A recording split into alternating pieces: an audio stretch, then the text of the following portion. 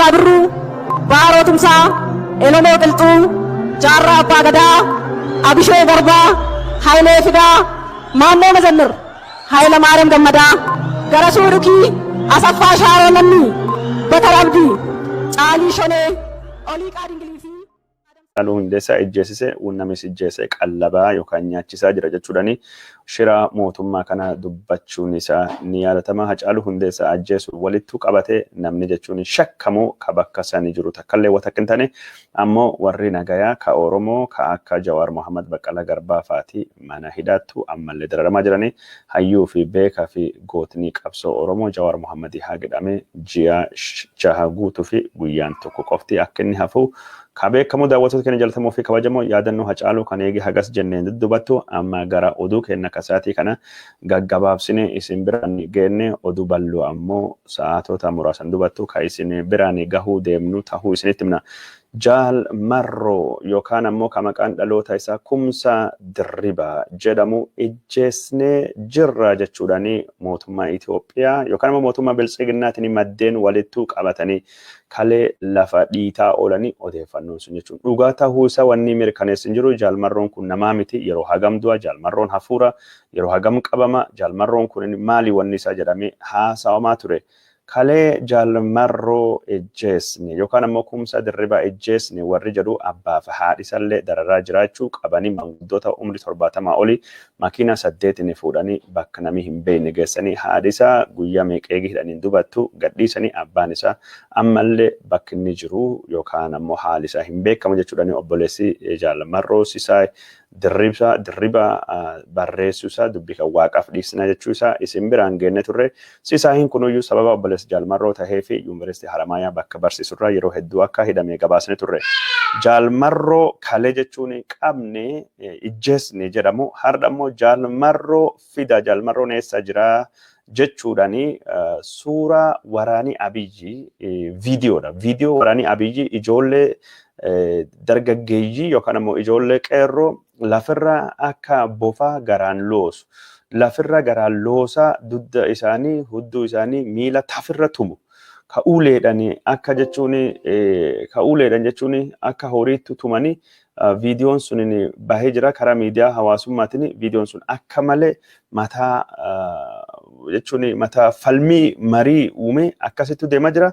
Kalee jechuun Jaal Marroon du'ee jira har'a ammoo jechuun viidiyoon bahee Jaal Marroo baasaa Jaal Marroo isinitti dhossee jechuudhaani mootummaan kunni dargaggeessa irrattu miidhaa guddaa godha akka inni jiru daawwattoota keenya jaalatamoo fi kabajamoo wanni jira ka Jaal Marroo maqaa isaatiin namni akkam akka miidhamaa jiru yeroo ammaan tana pireesii addunyaa dhimma Tigraayitii fi Beenishaangul Gumuzii gabaasuu irratti bobba'ee kana Oromiyaa keessatti mootummaan Abiy Ahmed yakka gurguddaa dalagaa inni jiru ka dubbatamaa jiru yakki gurguddaan kunni dargaggoota Oromoo maqaa waraana Abaawoo yookaan ammoo maqaa jechuun Jaal Marroo akka waraabame wanni dubbatu wanni garsiisin jiru viidiyoon kun naannoo Wallaggaa yookaan Oromiyaa lixattu waraabamuu akka hin danda'u ammoo yaadii akkasittuu kennamaa jira kanattu jira yeroo ammaan tana Opidiyoon dargaggeessa Oromoo qeerroo aangoottuu isii fidde akka bofaa garaan lafirra loosaa akkasittuu tumaa dararaa miidhaa akka jirtu kunin mata duree guddaa tahee miidiyaa hawaasummaa irratti suuraan kun naannawaa jira kanattu jira jechuudha. Karaa biraatiin ammoo gara Beenishaangul Gumuziitu dabarree Beenishaangul Gumuzii keessa maaltu jira odeeffannoo jettu isin biraan gahuu barbaanna. Beenishaangul Gumuz keessatti bulchiinsi godina Matakkali hoggansa Abiy Ahmed jalattu galee jira. Abiy Ahmedittu ammaan tana Beenishaangul Gumuzii kallattiin ajaja keessattu godina Matakkali godini kunini ummata lammiilee nagaa eegsisuu waan dadhabee fi Abiy Ahmed itti duuli godina kana merga ofiin of bulchuu irraa mulqi yookaan amaariin irratti duulla jedhee warri amaaraa bilisiginnan amaaraa ibsi baasaa turte Abiy Ahmed gorsa warra soddaa isaa warra amaaraa fudhate Beenishaangul Gumuzii irrattu jechuun duula bansiisee waraana bobbaasee waraan bobbaasuu qofa odoo hin taane bulchiinsa mirga ofiin of bulchuu ka sabii Gumuzii Shinaashaa yookaan ammoo saboonni achi keessa jiranii bartaa Shinaashaa Maao Komootii fi Gumuzii argate irraa mulqee jira. ammaan tana kallattiin akka inni bulchaa jiru godina Benishaanguliiti godina Matakkaleetii fi naannoo Benishangulii kana kadhagamee jiru.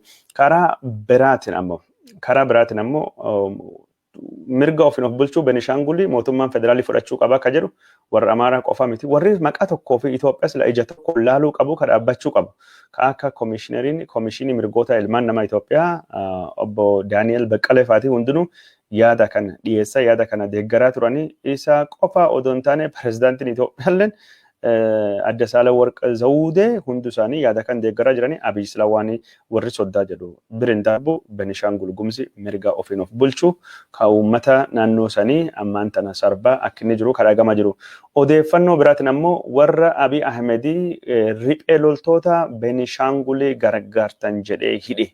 Nama shanii ka kanaan durattuu guyyaa rakkoon Benishangul Gumuzii keessattuu dhalatte hidhaman mani marii naannoo Benishangul Gumzi mirga himatamuu dhabuu yookaan ammoo immunity ka jedhamu irraa kaasee jira.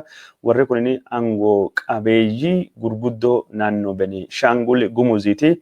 Mirgi himatamuu dhabuu irraa kaafamee jira. Abiyyi qabee jira. Amma jechuun mana murtiitu dhiyaasee adabuu akka danda'u jechuudha. Mirgi himatamuu dhabuu yookaan ammoo immunity warra caffeen mani marii Benishangul yookaan ammoo paarlaamaan naannoo Benishangul irraa kaasee jira.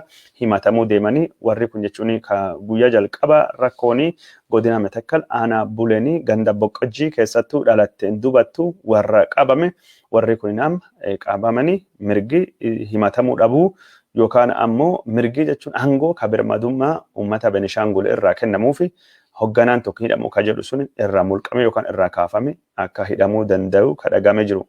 Karaa biraatiin ammoo yeroo ammaan tana Benishangul Gumuziitu ka bobba'ee raayyaa ittisa biyyaa osoo hin taane milishoota Amaaraa jechuudhaani aktivistoonni Benishangul himachaa jiranii akka aktivistoonni Benishangul himachaa jiranitti naannoo kana keessattuu godina Matakkaliitu miidhaan gurguddoon dhaqqabaa jira. Ganda 6 guutuma guututti milishoonni Amaaraa barbadeessanii gubanii lafattuu deebisanii jiranii qabeenyi uummata Gumuziitii fi Kashinaasha kawarreen ittisna jedhullee tokkollee hin hafne barbadaa'ee jira jechuudhaani akkasittuu dubbatanii jiranii. Mootummaan Abiy Ahmedii yeroo ammaan tana yakka hama Benishangul Gumuz irrattu dalagaa jira. Yakka kana hawaasii addunyaa keessattuu jechuun mootummoonni gamtoomanii fi gamtaan Afrikaatii fi dhaabbanni mirgoota ilmaan namaatii fi qabsaawwan kan akka Amnesty International Human Rights Watch dhaabsisuu danda'uu qaban jechuudhaani injiinar obbo Ibrahim Yusuf aktivistiin uummata bartaa kan naannoo Benishangul kanaa fi akkasumas Nelson Nasir innis aktivistii naannoo kanaati barreessanii jiranii. Kaan ammoo odeeffannoo biraati ijoolleen barattoota uummata Gumuz fitaanii fi uummata bartaa gurraachi bara barnoota kan yuunivarsiitii Amaaraa deemuu hin dandeenyu. Yuunivarsiitiin Amaaraa Gumuzi bineensa nuun jedha jira. Gumuzi nama nyaata nuun jedha jira. Benishangul Gumuzini warra nama nyaatu warra bulgu warri gurraacha qaroom hin qabne jedhanii uummata Amaaraa nutti diinomsanii jiranii. Uummati Amaaraa ka biyya keenyatti dhufe nu ijjeesaa jiru. Ka godina Awwii naannoo Amaaraa keessatti nu ijjeesaa jiru. Godini naannoon Amaaraa kunniin nama gurraacha akka uummata bartaatii fi nama gurraacha akka uummata Gumuziitii fi bakka deemanii baratanii miti. Bara barnoota kanatti naannoo Amaaraa deemnee barachuu hin dandeenyu. Kan ammoo muuxannoo barattoota Oromoo ka isaan fakkaataniyyuu sababa jechuun duula akkasii miidiyaan Amaaraa irratti banee fi yuunivarsiitii Amaaraa keessatti barattoota saba Oromoo ijjeesaa turani. Yuunivarsiitii Amaaraa keessatti ijoollee Oromoo ijjeesaa turani.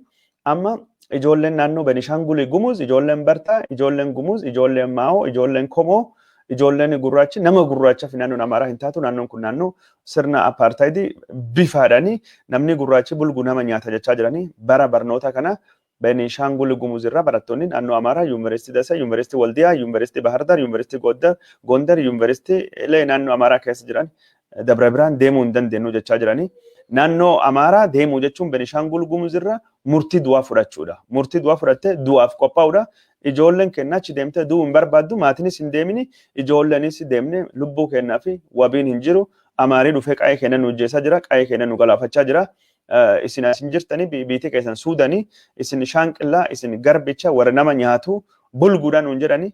Nu jechuun Amaaraa deemnee barachuun sodaanna. Amaarii dhufee manattuyyuu ibiddi keenya gube warri keenya fixeen hojjeessa jira naannoo Amaaraa hin deemne jechuudhaani ijoolleen naannoo Benishangul sodaa qaban ibsachaa jirani kan ammoo akka Amaarii nama ijjeessu akka Amaarii nama galaafatu barattoonni naannoon Amaaraa muuxannoo ijoollee Oromoo irraa argannee jirra jechuudhaani akkasittuu mata duree guddaa taatee miidiyaa hawaasummaa naannoo Benishangul Gumuzii aktivistoonni dubbatan ijoolleen Benishangul Gumuz Amaaraa deemuu sodaattachuudhaan dubbatanii jiran. Karaa biraatiin ammoo odeeffannoon takkini Benishangul Gumuzii keessatti mootummaan Abiy Ahmed yeroo ammaan tana ummata Bartaa fi ummata Gumuz keessattuu ummata Gumuz fixuu qofa osoo hin taane naannoo Benishangul Gumuzii keessattuu lafti Gumuz jiraattu Gumuz akkuma isinitti hime zoonii warri jiraatu zoonii Kamaashii jiraatanii zooniin Kamaashii Baasalagaa Daabusiitii fi Dhedheessaa gubbaa deemti lafa akka malee misaati. Kaan ammoo matakkalii lafa misaati achillee Agoonii fi Gumuzii fi Shinaashaa fi Oromoon guddaa qubata Amaarillee dabalate naannoon kun naannoo misaati. Naannoo kan keessatti mootummaa yeroo ammaan tana naannoo lafallee daggalallee shororkeessaa jira bosona balleessaa jira ekoterorizimii godhaa jira jechuudhaani warri Benishangul Gumuzii mataa jira keessattuu hidha guddicha laga Abbayyaa bakki inni jedhame godini kun godin Asoosaa jedhama ummata Bartaatti qubata bakki kanatti yeroo ammaan tana lolii geggeeffamaa hin jiru bakki kanatti wanni tokkollee hin ta'an jiru haa ta'uuti malee bakka jechuun hidhaan guddichi laga Abbayyaa jiru bosona guddaattu jira. Bishaantu ciisaa bakka bishaan jiru laftillee diriiraa bosonillee guddaa mootummaan Abiy bosona san gubee balleessaa jira akka riphee loltoonni naannoo Benishangul kan mootummaan Misiriitii fi Suudaan deeggaru dahoo hin arganne jechuudhaani bosona ciree balleessaa jira. Bosona ciranii balleessuun kunin mirga ummata naannoo kana qubatu mirga ummata lafaatii fi mirga jechuun seera qulqullin jechuun kunuunsi naannoo ka Itoophiyaallee sadarkaa addunyaa sadarkaa biyyaatti mallatteessite cabsa jechuudhaani mootummaan Abiy nan bira darbee yeroo ammaan tana uumamaa fi uuma irratti yakki dalagaa jira jechuudhaani aktivistoonni Benishangul kun dubbatanii Suudaan irraa riphee loltoonni akka hin seennee fi yoo Itoophiyaa fi Misiriillee wal lolta akka namni dahoo hin argannee fi mootummaan Abiy Ahmed yeroo ammaan tana bakka hidhaan guddichi laga Abbayyaa jiru lafa san hundaayyuu gubaa mukallee barbadeessaa lafa mancaasaa jira. Tarsimoon mootummaan Abiy mootummaa wayyaanee kun waan baratame gaarreen jechuun Baalee kanaan dura bosona Baalee gubuun ni yaadatama. Bosona Cillimoo bakka adda addaattuu bosona jechuun Cilaaloo bosona jechuun Bunnoo Baddallee hunda gubaa ture mootummaan amma Benishangul Gumuzii haga riphee loltoonni kun jalqaban akka dahoo hin arganneef akka hin dhokannee fi mootummaan Suudaanii yookaan Misiriin akka dureetti hin ban mootummaan Itoophiyaa lafa kan hundaayyuu gubaa akka inni jiru dhagahamee jira. Kun jechuun mirga ummata jechuun Benishangul Gumuzii kan lafa ofirra jiraatu mirga uummatii fi kunuunsi naannoo ka diiguu jechuudhaani aktivistoonni naannoo Benishangul Gumuzii akkasitti barreessaa jiranii odeeffannoo kenna ka Benishangul Gumuzii fi ka Suudaanii wal biratti finnee waa takka lama dubbannee achi deemna. Yeroo ammaan tana warri Amaaraa Suudaan wajjin akka malee lolaa keessa nu barbaadanii Abiy Ahmed mooraalii lolaa hin qabu. Abiy Ahmed mooraalii lolaa hin qabu. Ministeerri Haajaa Alaa dubbii himaan isaa obbo Diinaa Muftii akka dubbatetti rakkoo jirtu karaa nagayaatiin furra waraana Suudaaniitii fi Itoophiyaa duuba qaama sadaffaattu jira jechuudhaani Misiri yookaan qaama biraa akeekee jira. Qaama sadaffaa kan inni jiru ka akeekara tarkaanfii mootummaa irraa fudhatamin jiru mootummaan Suudaan nu malatee nu dage lafa nurraa fudhatee qabeenyi mancaasa jira garuu karaa nagayaatiin furachuu barbaanna wanni ammaan tana bakka daangaatti ta'aa jiru kan ummata Suudaaniitii fi ummata Itoophiyaaf illee irra hin jiru walitti dhufeenya biyyoota lamaan kana hammeessee hariiroo biyyoota lamaan kana kawalamanuu gara shakkiitti geessa jechuudhaani dubbatee jira obbo Diinaa Muftii mootummaan Itoophiyaa rakkoo kan karaa nagayaatiin furachuu fi akka carraaqullee dubbatee jira karaa biraatiin ammoo Suudaan lafa daangaa Itoophiyaa kabajsiisuu jalqabe kabajsiisuu itti fuufee gandoota 11 yookaan qubsuma 11 qabannee jirra jettee eegi dubbatteen dubatte kalee ammoo paartileen falmitoota Suudaan ka mootummaa Suudaaniitiin wal dabaa turanii ka Itoophiyaan gargaaruu barbaaddu hunduu isaanii mootummaa Suudaanii wajjin waliigaltiilee mallatteessanii dhimmi lafa Suudaanii dhimma tokkummaan dhabannu Itoophiyaan diina lafa Suudaan deeffanna jechuudhaani akkasittuu ibsa baasanii jiranii. Kun jechuun paartiin kun gareen isaanii paartii kanaan dura Eertiraan gargaaraa turte paartii jechuun Eertiraan bira dhaabbachaa turte paartii Itoophiyaanis gargaartee mootummaa Suudaan dadhabsuuf yaaddu paartiin kun ammaan tana dhimma daangaa dhimma lafaa irratti mootummaa Suudaan wajjin akka dhaabbatan dubbatanii jiranii lafa deeffannee jirra jechuudhaan dubbatamee jiranii gareen isaanii mana jechuun marii yookaan ammoo caffee nageenya birmadummaa Suudaan olaanaa ka jedhamu ka jechuun Abdul Fattah al-Burhaan hoogganu keessatti aangoo argachuu akka deemamellee dubbatamee jira. Sudaan jechuun dhimma daangaa Itoophiyaa fi Sudaan irratti ejjennoo tokkoon dhaabbachuun dhagahamee jira. Karaa biraatiin ammoo Sudaanii fi Eertiraan ammallee gara wallolaa deemaa jiranii torban kana jalqaba irrattu daangaa Itoophiyaatii fi daangaa Sudaan qofa odoo hin taane daangaa Eertiraatii fi Sudaan irratti karaa Umahaajarii karaa jechuun sasitu maraatiin walitti bu'iinsi akka ture kan dubbatamaa jiru. Eertiraan daangaa kiiloomeetirii 605 Sudaan wajjin qabdi. Itoophiyaan daangaa kiiloomeetirii 1600 oli Sudaan wajjin qabdi. Karaa kana lafa jechuun baha Sudaanitti argamtu Algadarii fi kutaan jedhame kutaan bulchiinsa Algadarii gam tokkoon Eertiraattu daangessa gam tokkoon Itoophiyaattu daangessa lafa kanattu walitti bu'iinsi akka dhalachuu danda'u dubbatamee jira. Sudaanii lafa kana hundaayyuu daangaa kabachiifachuu akka deemtu dubbattee jirti. Sudaanii gargaarsa jechuun waraanatii fi akkasumas gargaarsa loojistikiitii fi gargaarsa qunnamtiitii fi geejjiba waan isin barbaaddu waraan kana godhuu fi mootummaan Misrii akka dhiyeessuu fi dubbatee jira. Sudaan keessattuu mootummaan Ameerikaa qoqqobbii irratti goote ka biyyoota tarree shororkeessaa keessa jiran keessa eegi baasan dubattu meeshaalee waraanaa bitachuu jalqabdee jirti. Ameerikaa wajjinis shaakalli leenjii waraanaa gootee jirti. Israa'el wajjinis ka hariiroo dhiyoo wajjin dhaabdanii shaakalli leenjii waraanaa dhiyootti akka godhuu deemtutu dubbatamaa jira. Mootummaan Ameerikaa yeroo amman tana hariiroo Itoophiyaa wajjin qaburra amantii waan hin qabneef Sudaan wajjin hariiroo cimsaa hariiroo jabeessaa deemaa jechaadha. Akkasitti dubbatamaa jira karaa Itoophiyaatii fi Sudaaniitii fi Sudaaniif Ameerikaa Sudaaniif Israa'el haala gos kanattu ammaan tana deemaa jira jechuudha. Akkasitti dubbatamaa jira. Mootummaan Itoophiyaa dubbii himaan isaa Diinaa Muftii Sudaan irraa qoqqobbiin Ameerikaan godhu akka kaatu nuttu gargaare haa taatu malee Sudaan nu gante amma Diinaa wajjin taate lafa nurraa fudhachuudhaan qotee bultoota kennan buqqiste qabeenya isaanii mancaasaa yookaan ammoo balleessaa jirti jedhee akkasitti himatee jira. Daawwattoota keenya jaalatamoo fi kabajamoo odeeffannoon waraana Itoophiyaatii fi Sudaanii gara suniin deemaa jirtu kana fakkaata. Mee odeeffannoo kanaan walitti qabatee gara Eertiraa ol habaanuti.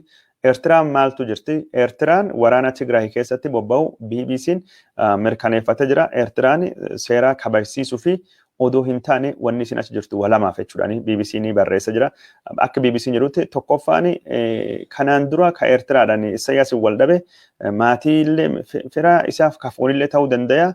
Hiriyyaa isaa ka qabsoo ka ture Mallas Zeenaawi seenaa isaa xureessuu fi hiwwahaati isattu mataarra na baase na jala guddate na caale narra barate narra duroome waan jettuuf qabeenya Tigraay guutuma guututti barbadeessu seenaa Tigraay Mallas Zeenaawi Tigraayif dhiita deeme misoomaa fi waan adda duubattu deebisu kaayoo sunii fi Abiyyiin walii galanii kaayoon lammaffaa warri irratti walii galanii baqattoota Eertiraa Tigraay keessa jiranii baqattoota Eertiraa kan jechuun gaagaa'uudha. Baqattoota kana qabuudha, saamuudha, kaampii kana cufsiisuudha. Isaayyaas Afawarqii amma kan barbaada jechuudhaani BBC'n barreessa jira. Kana BBC'ttu barreesse baqattoota Eertiraa kaampii 4tu jira. Baqattoota 100,000 olitti Tigraay keessa jiraatanii kaampii 2 waraanii Eertiraa guutuma guututtu ta'ullee baatu miidhaa guddaatu dhaqqabsa jira jechuun New York Times maxxansa jira. New York Times kana ka wanni jedhu odeeffannoo warra baqattoota maatii Awurooppaa qabani Ameerikaa qabani akkasumas dippiloomaatotaa fi dhaabbilee gargaarsa namoomaatii fi hunda caalayyuu suuraalee saatalaayitii irra argame naannoo kaampii san qarqara kaampiilee Eertiraa ka Tigraay keessa jiranii barbadaa'uu suuraan agarsiisu, gubachuu suuraan barsiisu, diigamuu suuraan agarsiisu mul'atee jira jechuudha dubbatama jira. Baqattoota kaampii kan keessa jiranii hedduun dhumachuu hojjettoonni mootummoota gamtoomanii kaas jiranillee akka du'anii kanaan dura gabaasnee turre namni hedduun ammoo butame kumaatamaan kan akka Eertiraatti deebi'ee jedhamee gabaafamee jira. Yakki Eertiraan goote kunin yakka seera addunyaa cabsu jechuudhaan kun yakka hamaa jechuudhaani waan New York Times barreesse kana qooduudhaani Twitter irratti mootummaan Eertiraa itti gaafatamuu qabachuudhaani ambaasaaddarri Itoophiyaa ka duraanii ka ambaasaaddarri Ameerikaa ka Itoophiyaa ka duraanii ambaasaaddarri David Shin karaa Twitteriitiin barreessanii jiran. David Shin warra sila Abiyyi deeggaru keessatti akka ammaan tana garuu Eertiraan waan gaafa Afrikaattu Itoophiyaa keessatti gootu kan addunyaan harki maratee taa'ee ilaaluu hin qabu jechuudhaani akkasittu barreessa. Torbaan kana jechuun warra Ameerikaa ka akka David Shin qofa miti ka Abiyyiitu fuula garagalfatee Herman Cohen abiyyiitu fuula garagalfatee jira. Herman Cohen jechuun bara 1991 akka wayyaaneen garaan gootu dhufe dargiin akka kufu marii London yookaan araara London kan jedhamu sun nama hoggane. Herman Cohen Abiy Ahmed badhaasii Noobelii irraa fudhatamuu qaba. Badhaasa Noobelii wanni baran ta'e wanni gos kana ta'e hin beeku. Badhaasa Noobelii fudhate nami araara waraan ummati sarrattu banu araara ummati addunyaa deeggaru nami didatu nami jechuun yakka ajjecha raawwatu nami jechuun ummati isaa irratti waraan isaa fayyadame dhiiga lolaasu kabaja Noobeliitiif malu Abiy Ahmed badhaasi Noobelii irraa fudhatamu qaba jechuudhaani. Herman Cohen diplomaatiin Ameerikaa olaanaan kunini karaa Tiwiiteriitiin dhaamsa dabarsanii jirani. Herman Cohen Abiy Ahmed fedhii ekeraa bakkaan baasu barbaada. Inni jechuun Itoophiyaa ammaan tan jirtu iyyuu jaarraa 21 dhiise dhukkubee jira. Dhukkuba kanammoo dhukkuba Minilik syndrome jedhamuun qabamee jira. Akka Minilikiitti biyya bulchuu barbaada. Kun ammoo jaarraa kan keessaa hin ta'u.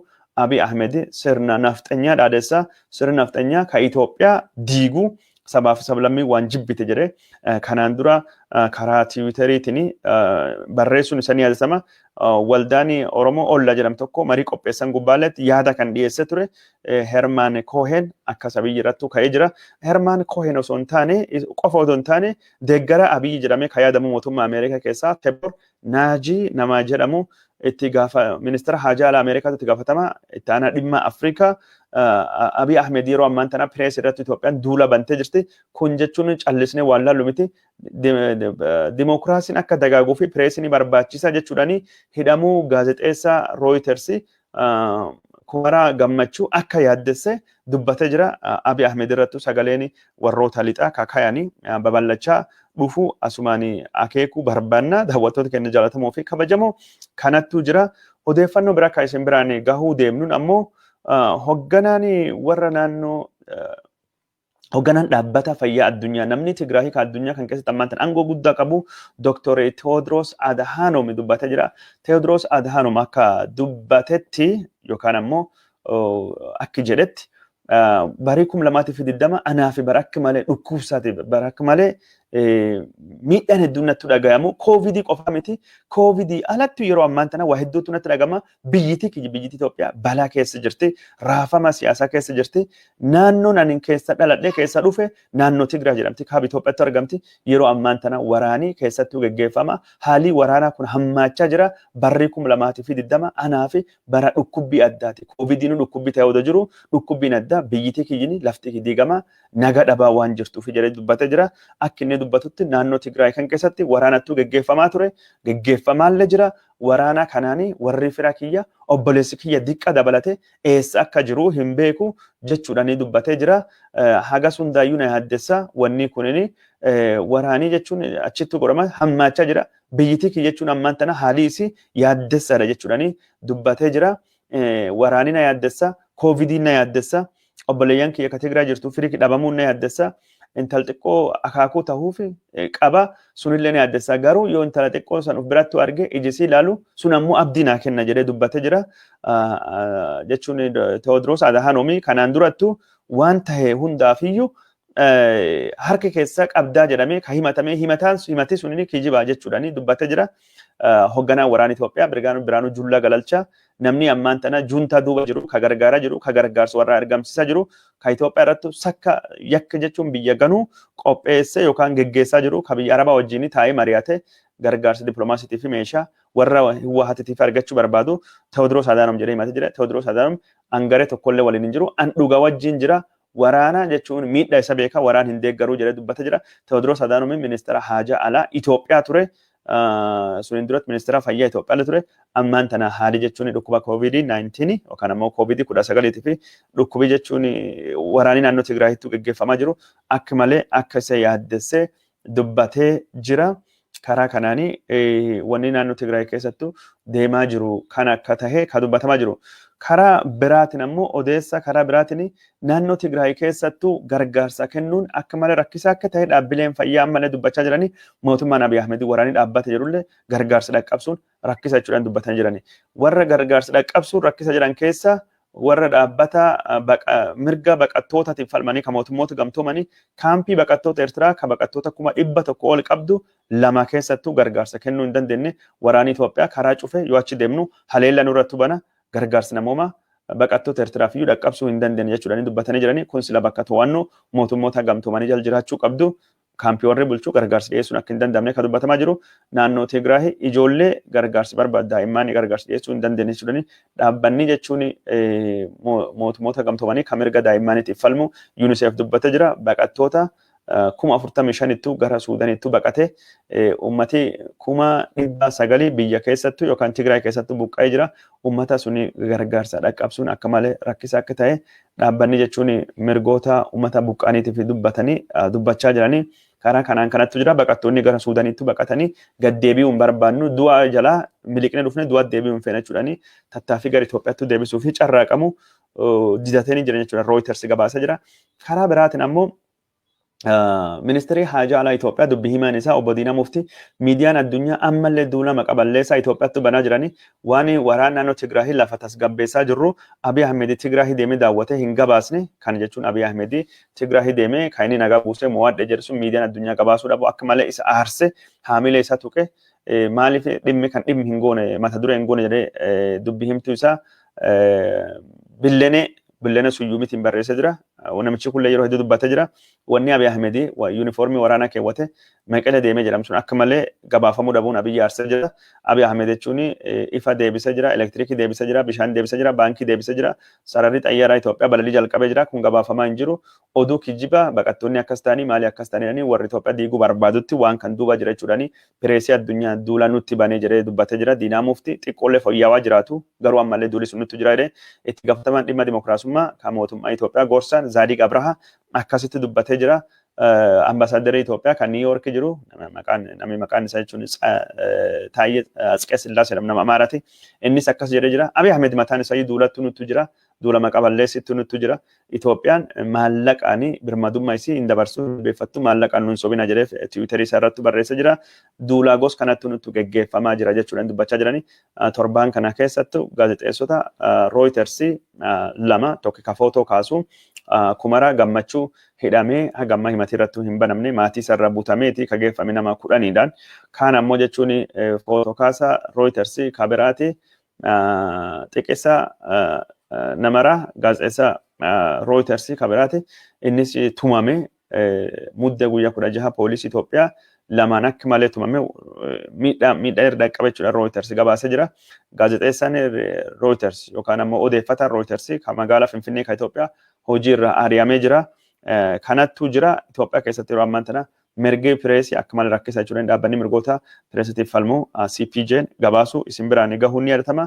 Odeeffannoo keenya gaggabaabdu sa'aatii kana kan isin biraan gahaa jirru itti fufnee jira. Daawwattoota keenya jaallatamoo fi kabajamoo odeeffannoo keenya kan isin biraan gahaa jirru ka sa'aatii kana asumirrattuu gabaabsine odeeffannoo biraa babal'oo qabna.